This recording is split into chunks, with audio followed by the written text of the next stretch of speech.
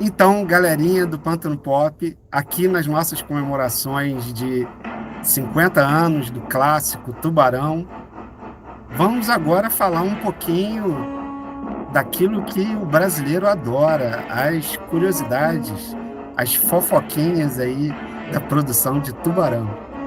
E mais uma vez para o nosso convidado, Paulo Assunção, que vai começar falando sobre o próprio tubarão. Paulo, qual é a história desse tubarão aí? A ideia, né, que fosse o tubarão mecânico, né? Então, esse tubarão mecânico, ele não funcionou, pelo menos não de uma forma aceitável, né? Então, por conta disso, ele acabou sendo um pouco utilizado. E aí isso é que acaba, né, fazendo com que aquele suspense, principalmente na primeira parte do filme, ele prevaleça, né? Não é nem claro, né, evidentemente que tem a questão aí, né, do dedo, né, do Spielberg em construir esse clima de suspense, mas a gente também tem ali uma dificuldade técnica, né, na falta ali do tubarão mecânico, que hoje provavelmente seria substituído lá por um tubarão em CGI, né, e provavelmente de qualidade duvidosa, já que o CGI também, até algum tempo, né, o CGI ele era apontado como a salvação, né, do cinema, cada vez mais, né, a qualidade até do CGI ela já era, né? Então, tem essa. E o nome, né, do tubarão, esse bonequinho, né, esse tubarão aí animado que aparece aqui na foto, né, que ele aparece no final também do filme. Esse tubarão ele recebeu um apelido da equipe de produção, né, do filme, ele era o Bruce. E aí esse nome Bruce acabou sendo utilizado lá no Procurando Nemo, né, para ser um dos três tubarões que aparecem na história. Esse tubarão deu muito problema, né, cara? Mas o que vocês acham, né, cara? Se tivesse o tubarão dado certo, o filme não seria tão bom. Com certeza, pelo menos não teria, né, essas qualidades que a gente destacou aqui no vídeo. Só a gente pensar nas outras sequências, né? Nas sequências do Tubarão aparece bem mais aí o Tubarão, né? Enfim, não foram bons filmes, né? Mas de fato, assim, é claro que com o olhar de hoje, né, quando a gente observa aí esse tubarão, a gente vê aqui na fotinha, a gente consegue ver com mais detalhes, né? Olha só o dente ali dele, né? Caramba, dá para a gente acreditar que esse dente aí devorou, né, vários personagens do filme? É realmente, né, aquela questão do ser convincente. Para o olhar da época, sim, né, para os efeitos especiais da época era bastante convincente, mas hoje, claro, com o nosso olhar, como eu falei, acostumados aí com o CGI bom, de qualidade, que aí o próprio Spielberg, né, também vai ser os filmes do Spielberg, não o Spielberg, né, mas os filmes do Spielberg vão ser pioneiros, né? O Parque dos Dinossauros, né? Um dos primeiros grandes filmes a usar aí, né? O CGI mais realista, e até esse CGI tem diminuído, né? A qualidade absurdamente, né? As pessoas viram meme, né? Hoje virou o CGI dos filmes, ele virou meme. Mas assim, galera, falando em tubarão, vocês sabiam, a galera. Gente, uma coisa assim, Tubarão também tem o crime de ser um filme que fez com que a matança de tubarões no mundo aumentasse exponencialmente, né? O próprio Spielberg entrou em campanhas para poder tentar reverter. O Peter Benchley, autor do livro, e um dos roteiristas, entrou, né, em campanhas de conscientização de que o tubarão do filme é só ficção, que o tubarão não é tão perigoso assim, né, que é ecológico, que a matança de tubarão aumentou muito. Mas se conhecia muito pouco sobre o tubarão nos anos 70. Você sabia que os produtores tiveram a ideia de fazer o filme com tubarões brancos adestrados? Sério, gente, passou na cabeça dos produtores isso. Aí algum biólogo chegou e falou: olha só, cara, tubarão branco não é pastor alemão. Não, não dá para você adestrar tubarões para fazer o filme. Aí que veio a ideia do mecânico que só deu problema, né? Que o tubarão quebrava, a pele do tubarão inchou quando botou na água. Cara, foi terrível e acabou fazendo o filme ser genial. Outra curiosidade que, assim, vocês sabiam que o Spielberg foi só a terceira opção para dirigir? Primeira opção para dirigir foi uma baita de uma opção, que foi o John Sturges. John Sturges, um dos cineastas menos falados e mais injustiçados, é o diretor de Fugindo do Inferno, de Sete Homens e um Destino. Um baita de um diretor de filme de ação, um baita de um diretor, e era um cara consagrado no cinema. E eles queriam que fosse o John Sturges para dirigir.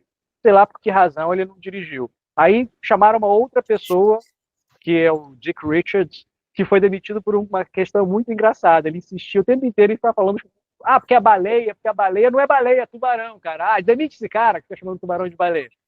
Aí entraram numa de trazer o Spielberg. Cara, ele fez ali aquele filme Encurralado, né, que é uma coisa meio de monstro que persegue, e tudo bem, é um filme de tensão, suspense. Acho que ele poderia dirigir esse filme. E outra curiosidade, o Spielberg não queria. Ele não queria, porque ele achou que Tubarão era muito parecido com o Encurralado, o estilo do filme. E ele não queria virar um diretor marcado por fazer esse tipo de filme. Mas ele acabou aceitando, ainda bem, né? Para ele e para nós. Para todo mundo saber, Tubarão foi o primeiro filme de verão, como a gente já falou no outro vídeo, lançado no verão, em junho de 75, e ele foi filmado no verão para poder aproveitar, né, todas essas imagens que a gente tem, né, praia, né? Foi filmado em Martha's Vineyard, que é um lugar que os artistas de Hollywood, de música, adoram passar férias, que é lindíssimo, né? Foi filmado de maio a junho. Pouquíssimo tempo, cara. Filme de Hollywood demora muito tempo para filmar, tipo coisa de 4, 5 meses, muitas vezes, filmes grandes. Tubarão só tinha 55 dias para filmar, o Tubarão quebrou. O Spielberg teve que cortar um dobrado para fazer esse filme. Não foi um filme fácil, não foi uma situação que o Spielberg teria no resto da carreira. Mais um motivo de eu achar, como eu disse no outro vídeo também, que eu acho que essa é a obra-prima dele, porque ele só teve coisa... Foi tipo o Apocalipse Sinal do Spielberg, guardado das devidas, que o Apocalipse Sinal foi muito pior, né, do Coppola, né, mas assim, só deu problema e o Spielberg teve que lidar com muito pepino, inclusive com os atores, né, porque tem a história de que o Robert Shaw, que faz o Quint, o caçador de tubarão, ele fazia bullying constante no Richard Dreyfuss. Uma parada tão séria, mas tão séria, que o Spielberg ficou em situação constrangedora, porque o Robert Shaw entrou no personagem, porque o Quint fica o tempo inteiro fazendo bullying, né, no Hooper, né? Que é um garoto novo, riquinho, né? Sabe dar nó, ele fica testando se ele sabe navegar de verdade, pega no pé dele o tempo inteiro. E o Robert Shaw fazia isso com o Richard Dreyfuss. Mas o próprio Richard Dreyfuss defendeu o Robert Shaw depois, falando: não, cara, ele só fazia isso no set de filmagem, era realmente insuportável, era terrível para mim. Mas fora do set, ele era a pessoa mais gentil do mundo, mais gente boa, assim. Tinha uma parada de aquele ator que entra no personagem, né, e quer, não, vou fazer tudo.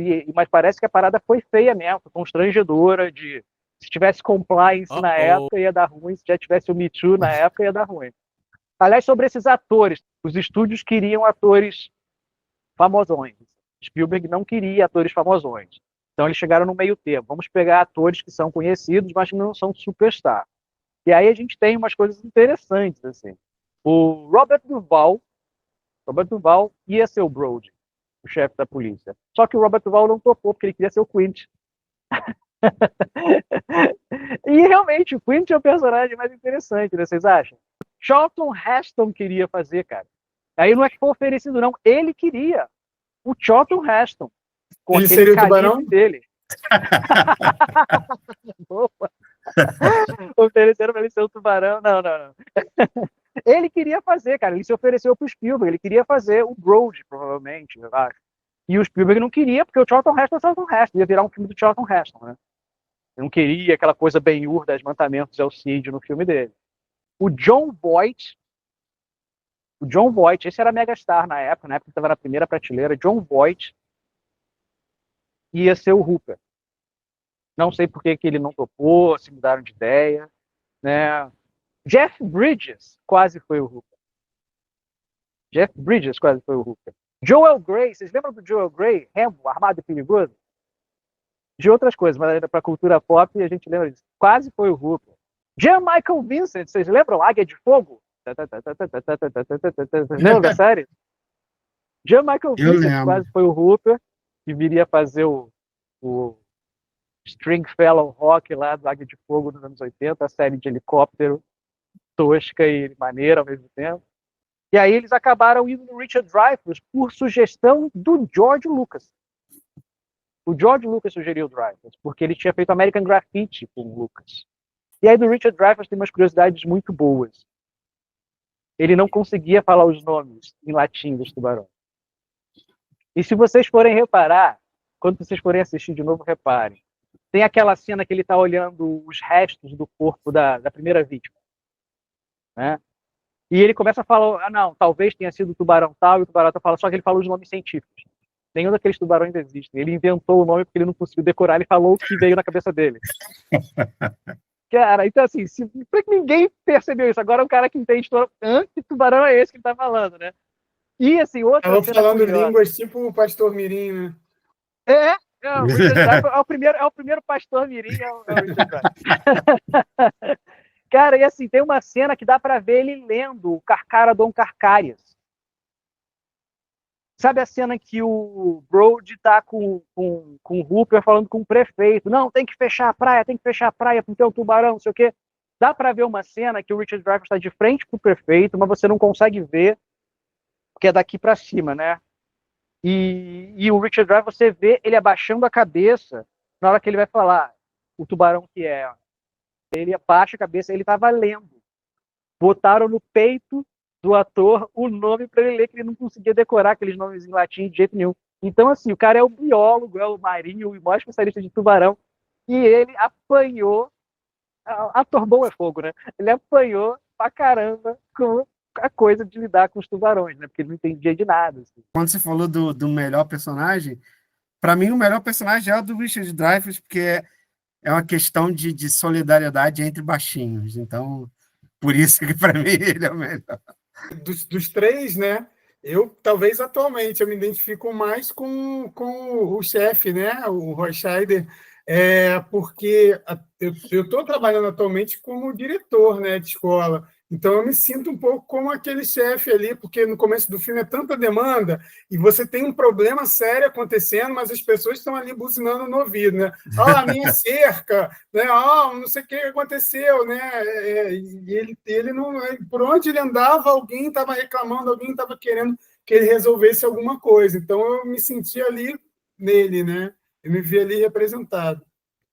Eu também. É o personagem que eu sempre gostei mais, assim.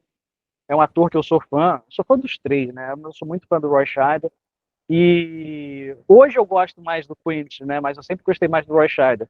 E falando do Roy Scheider, o Roy Scheider também não ia fazer, né? Não queriam que fosse o Roy Scheider.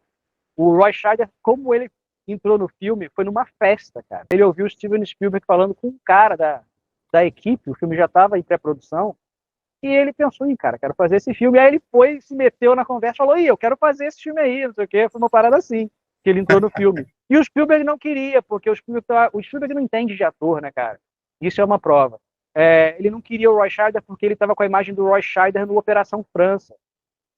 Aquele filme de policial lá, com o Gene Hackman e o Roy Scheider, que ele era um policial durão, não sei o quê, violento. Ele falou, não, esse personagem não tem nada a ver. Cara, o cara é um ator brilhante, né? Ele vai fazer qualquer personagem. Aí acabaram convencendo ele e tá aí. O Roy Scheider é o eterno chefe Brody da polícia, aquele cara ali perdido no meio do tiroteio. É muito bom, né, cara? We're gonna need a bigger boat, né? Essa fala mais icônica do filme. Aliás, tem uma curiosidade interessante sobre essa fala. Essa fala, quando ela foi feita, o público gritou, porque o tubarão aparece, né? Vocês lembram dessa cena, né? O tubarão aparece atrás dele quando ele está alimentando, jogando as iscas na água, o tubarão aparece. É essa cena aqui minha, né? E ele falava a frase aí. A gente vai precisar de um barco maior. Só que quando o tubarão aparece, na exibição teste, o público fez... engoliu a fala. Então o Spielberg teve que fazer refilmagem da cena, que aí ele entra lá na cabine para falar com o Quint, aí ele fala, a gente vai precisar de um barco maior.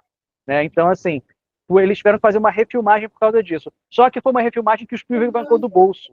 E várias refilmagens o Spielberg bancou do bolso. O produtor falou, não, acabou. Não tem refilmagem, não. O dinheiro já acabou. Cara, eu vou refilmar o meu dinheiro porque eu preciso da cena. Isso é uma coisa que atesta, né, o perfeccionismo do Spielberg, que é bem interessante. Mas, enfim, uma frase icônica quase que não ia funcionar porque estava no lugar errado. Né? Vê como é que o diretor tem que ter essa sacação. putz, cara, não, essa frase tem que ter um lugar diferente, porque o público grita quando o tubarão aparece. E principalmente como ficou, né? Como o tubarão quase não aparece, eu acho que essa é a primeira vez que o tubarão bota a boca para fora. É ou não é? Eu tô enganado. Aparece antes no fundo do mar, né? Eu No acho que fundo, mas assim, mas a bocarra para fora, eu acho que essa é a primeira vez, né? Então, assim, imagina o público vendo na exibição teste, aquela sim. coisa insinuada ou sombra, né? De repente aquela bocarra, e é bem nessa. O cara tá ali, né? Falando e jogando isca. É muito bem feita a cena, né, cara? O filme é bom, né? O filme é bom.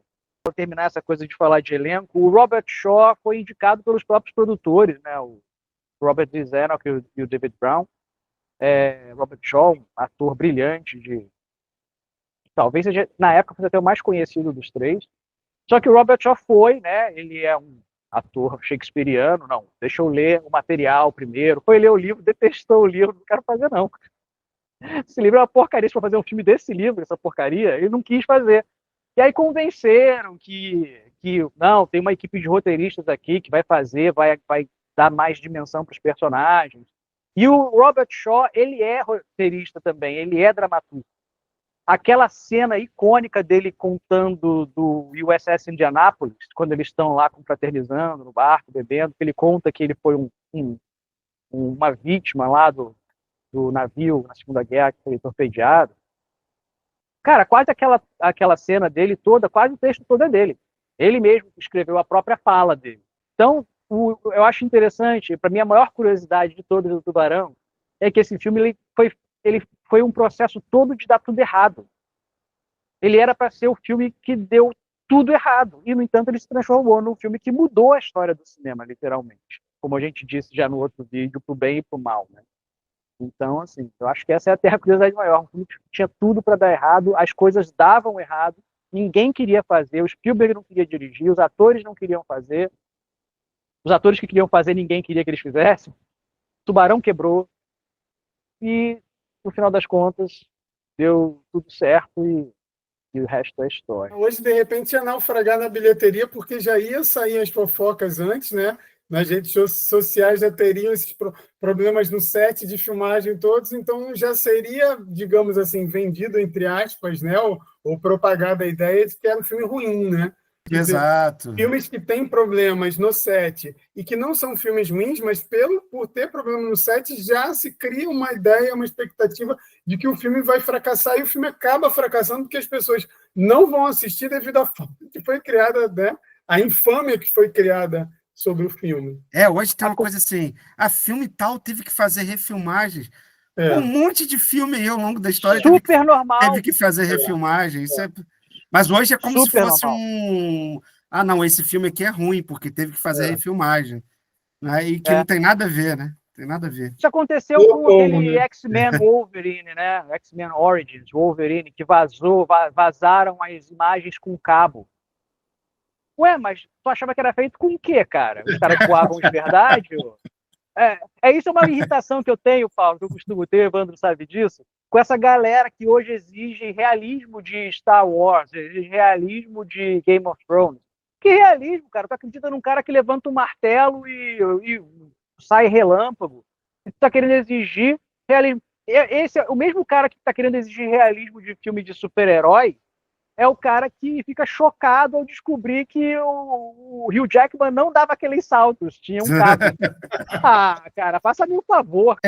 O cara que vê o filme que o som se propaga no vácuo, né?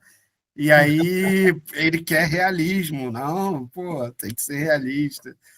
Cara, aí fala, não, esses filmes são muito mentirosos. Eu já vi um aluno meu, adolescente, quando eu dava aula para adolescente, eu perguntei, ele gostava muito de filme de ação, Velozes e Furiosos, essas coisas. Eu perguntei para ele, vem cá, mas você gosta de... Você já viu, sei lá, Rambo? Ele falou, vi, muito ruim, né? Pô, chato pra caramba. Cara, o ritmo dos filmes para eles daquela época é muito lento. E Rambo, não tem nada de lento no filme, mas para eles né? Porque eles estão acostumados com 2x, ou um filme que já é preparado para uma galera que não tem paciência para ver, né? O Vitor, você está falando de ritmo, né? E o Tubarão já não tem tanto, né? Curiosamente, sim, não sei, mas eu revendo, né, o Tubarão, e é o bom de você rever, é porque você consegue perceber essa coisa do ritmo. Se você vê há muitos anos atrás, né, dependendo de que momento você estivesse da vida, você talvez não percebesse muito. Na nossa infância, por exemplo, a gente ia achar super normal o ritmo, porque era aquele ritmo dos filmes daquela época, né? E aí, hoje, revendo o Tubarão, o ritmo de Tubarão... É claro que o Tubarão também vai inaugurar esse ritmo mais veloz, né? Vai ser um dos filmes que vai inaugurar esse ritmo mais veloz, mas talvez pela segunda parte do filme, a segunda parte que é um pouco mais lenta, né? Porque você tem muitas cenas ali de diálogo entre os três, no barco, então você tem um cenário só 3 personagens, né? E muito diálogo entre eles, mas que depois acaba, né, digamos assim, esse ritmo, né? Ele já vem logo, já emenda na coisa da caça, né, ao tubarão e tal, enfim. Mas é um ritmo que eu creio, penso eu que a garotada de hoje, né, assistiria de boa. Ou não, vocês acham que não? Eu acho que sim, acho que com boa vontade assiste qualquer um, eu acho. Até time do Feliz. O problema é a boa vontade, né, também, né? Mas, assim, mas eu acho que sim, eu acho que o Spielberg tem essa parada que a gente falou no outro vídeo, né? As câmeras dele, ele corta rápido, ele já joga um negócio em movimento, ele tá o tempo inteiro deixando tudo, até as cenas paradas, ele procura deixar elas em movimento. O que dá um ritmo, dá uma impressão de ritmo diferente, né? Que é... Mas eu confesso que eu gosto mais da segunda parte mais lenta, sabia? Eu gosto mais da parte em que os atores, os personagens se apresentam mais, né? Que eles têm mais tempo de... Eles mesmos estão se conhecendo, né? E aí a gente aproveita e conhece eles juntos, que até então era só confusão. Mas enfim, mas eu acho que assim, Tubarão é um filme bastante ágil e nas horas certas, assim, né? É igual o Hitchcock, até o Spielberg fala isso. O Tubarão Mecânico quebrou. Eu entrei numa onda de... Eu ia fazer um filme de Ray Harryhausen, que era aquele cara daqueles monstros de stop motion, que hoje em dia a galera acha tosco, mas era genial na época, né? Filme de Simba e Olho do Tigre, o Freio Distante. E aí ele falou, eu ia fazer um filme de Ray Harryhausen, como o Tubarão quebrou, eu tive que entrar no modo Hitchcock. Trabalhar com...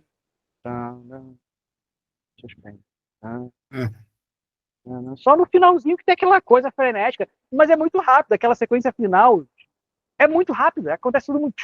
Acabou o filme.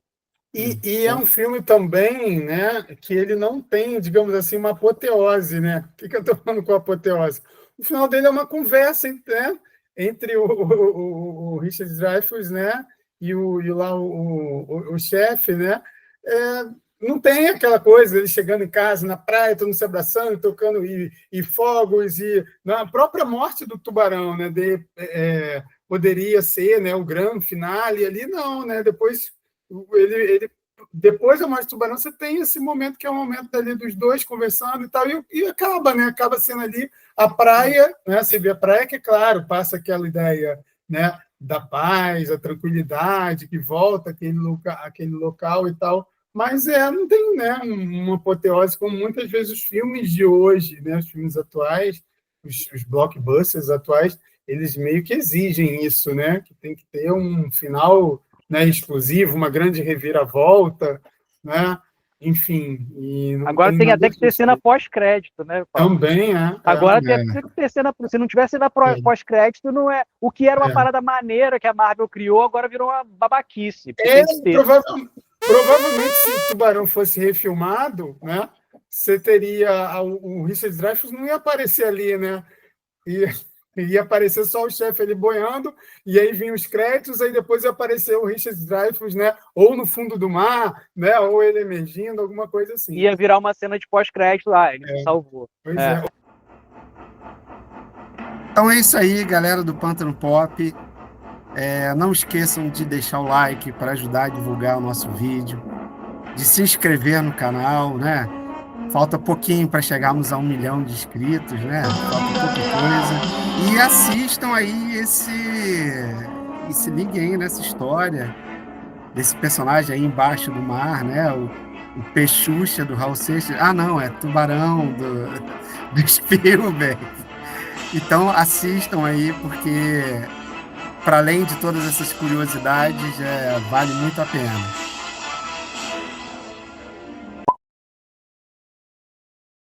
Vem cá, tem alguma relação do Tubarão com esse Tubarão, não, né?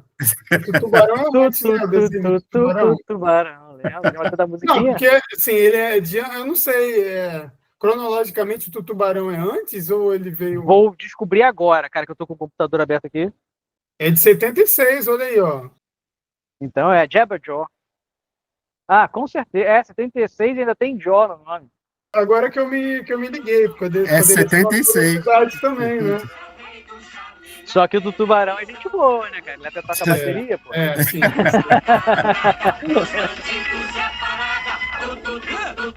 Tubarão, o peixão que tem no